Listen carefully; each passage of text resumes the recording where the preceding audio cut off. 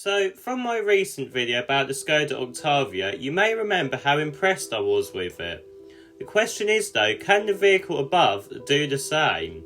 This is the Skoda Superb. Let's have a look to see if it's still any good, or should you wait for the new model coming out at the end of this year. Hello everyone, welcome to Everything Cars and More. This is the #1 place to be for car news and reviews. Sit back, buckle up, let's go.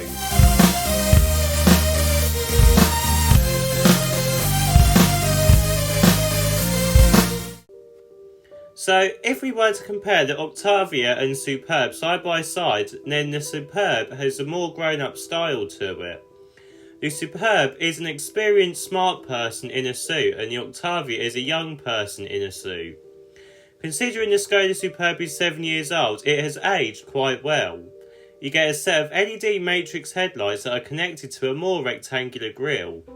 Lower down the bumper we get a similar full width air vent just like you find on the Skoda Octavia, but on the Superb everything just looks more grown up.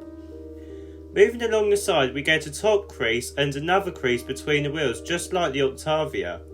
The only difference here is that the top crease is more curved rather than just a straight crease. This is to make it more luxurious. Talking of luxurious, you also get some diamond cut alloy wheels that are more luxurious, as well as a chrome strips down the lower side. Moving round to the back, this is where the Skoda Superb is starting to look slightly older than the rest of the Skoda range.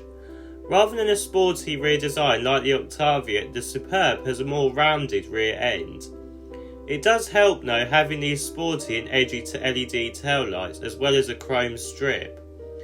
The rear bumper again is plain just like the Octavia, but we also get some chrome bits.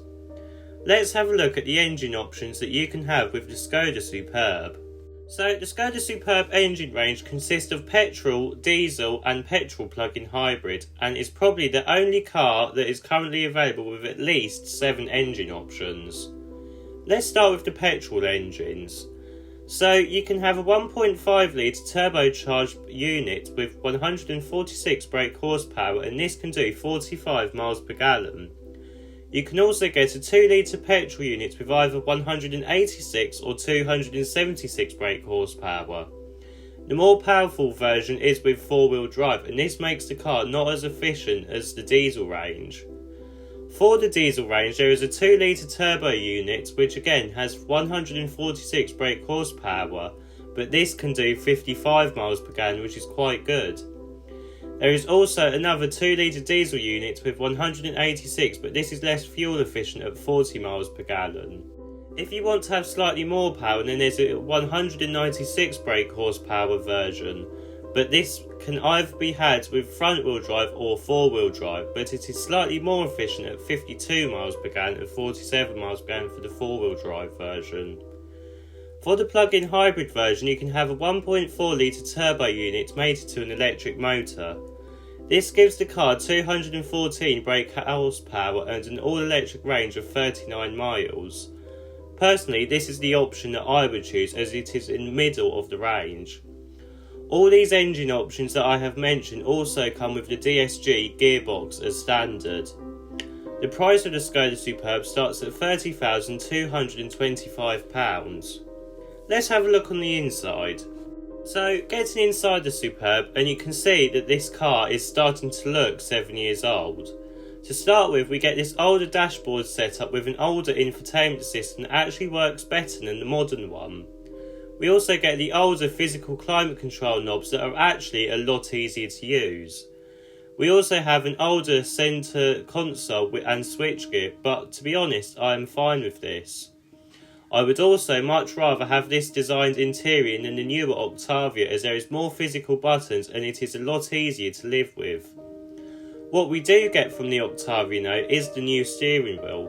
Because of that, the Superb has the great bits from the Skoda range to make this interior. Finally, these seats are the previous generation from what the Octavia has, but for me they are more comfy as they have more support.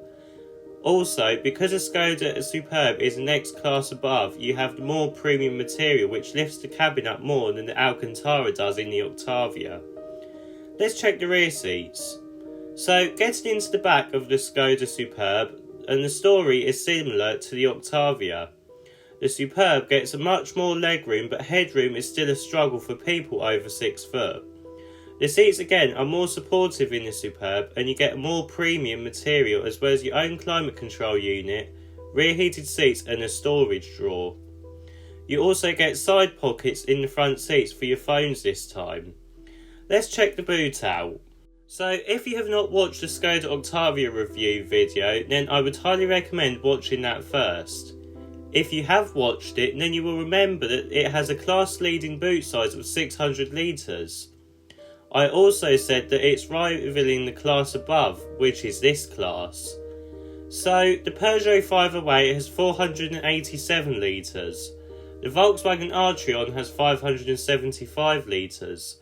These are all less than the Octavia. The Superb, on the other hand, gets 625 litres of boot space with the seats up. With the seats down, you get 1,760 litres. This is a truly class-leading car, and you won't find a boot any bigger in the shape of this car. The nearest car that comes to this is the £100,000 Mercedes EQS. So, is this current Skoda Superb worth it? Well, if you can live with the interior, then I would recommend it as it's a proper family car and it looks great and has greater fuel economy. There is also a plug-in hybrid version which will be great for company car tax.